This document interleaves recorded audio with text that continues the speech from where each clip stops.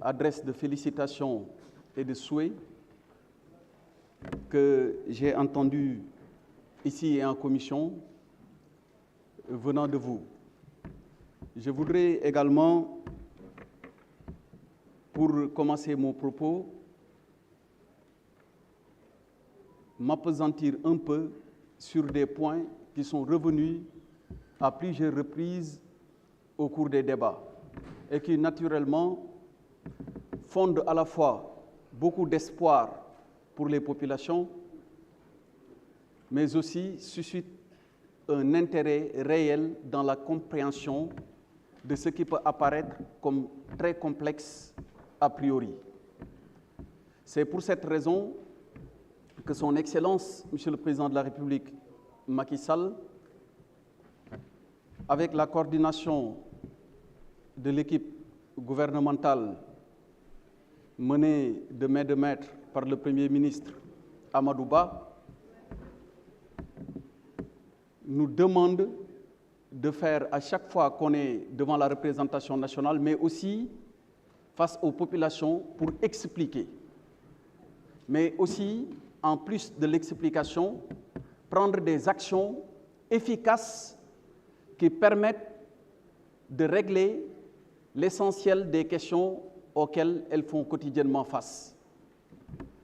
Les sujets qui sont revenus aujourd'hui dans les débats tournent essentiellement autour de l'électricité, tournent autour des ressources pétrolières et gazières, mais également de l'électrification rurale.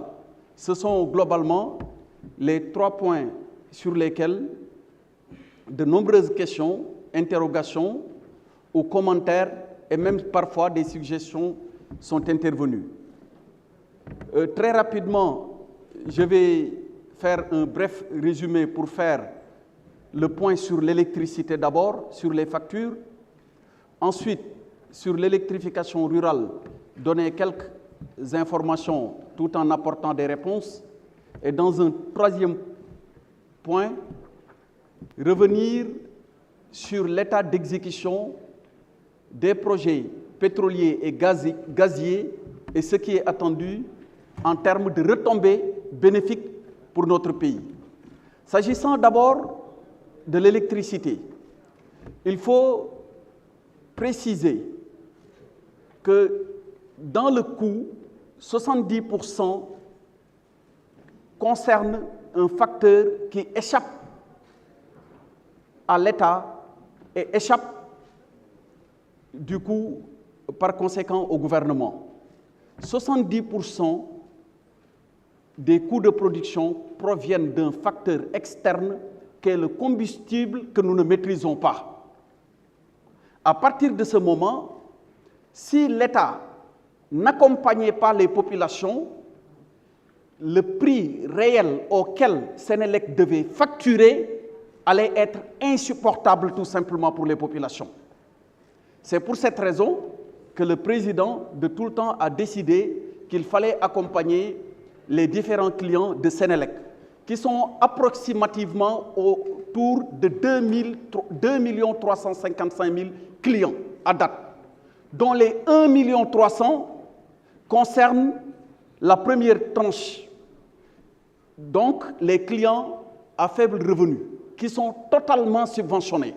Contrairement alors à ce qui a été dit tantôt, ceux qui sont subventionnés et qui ne consomment pas plus de 150 kWh concernant la première tranche concernent 1 300 000 clients de Sénélec. Alors, ça c'était pour préciser que la subvention elle est présente partout, mais sur la première tranche, elle est totalement et complètement subventionnée. Maintenant, c'est normal. Quand l'État fait un effort, il faut que ceux qui peuvent payer aussi fassent un petit effort, parce qu'autrement, ça deviendra insupportable. Et je magnifie d'ailleurs la manière dont la plupart des honorables députés intervenants ont souligné la nécessité d'accélérer la cadence ou d'étendre l'électrification au niveau des villages. Mais si personne ne paye, comment on va pouvoir électrifier les localités restantes. Et je rappelle à ce niveau qu'en arrivant en 2012, le Sénégal avait un taux d'électrification rurale de 24%, environ 1660 villages. Aujourd'hui, on est à plus de 6200 villages électrifiés. Donc le président de la République est parti de 1660 villages à plus de 6200 villages. Alors, ce qui correspond à un taux de 61%. Donc il part de 24% à 61%. Je ne voudrais rien dire par rapport au régime précédent parce que chacun a fait ce qu'il a pu et chacun a travaillé dans la mesure de ce qu'il a pu faire.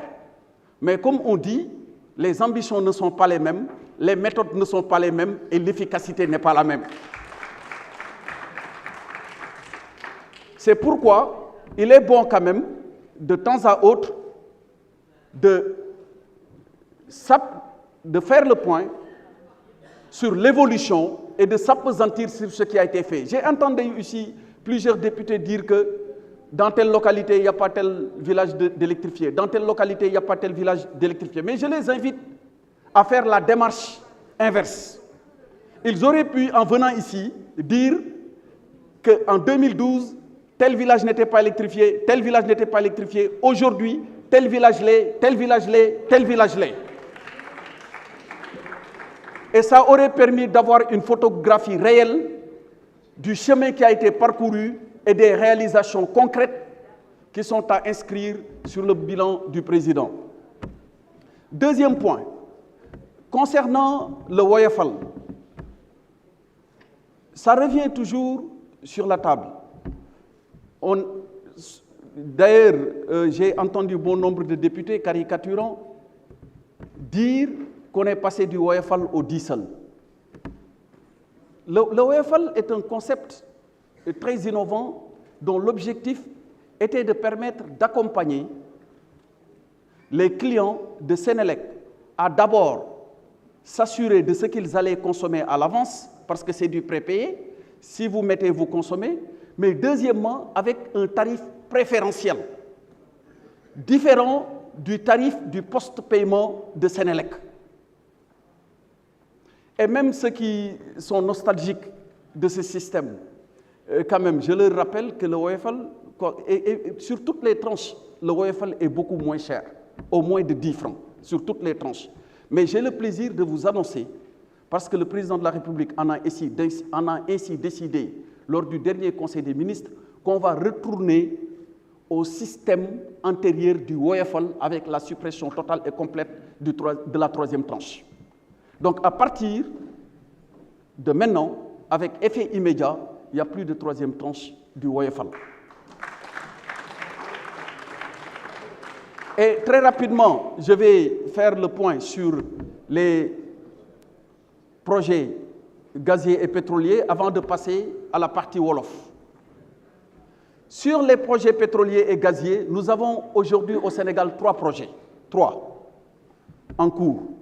Il y a le projet de GTA, Grande Tortue Ahmeyim, sur la frontière maritime entre le Sénégal et la Mauritanie.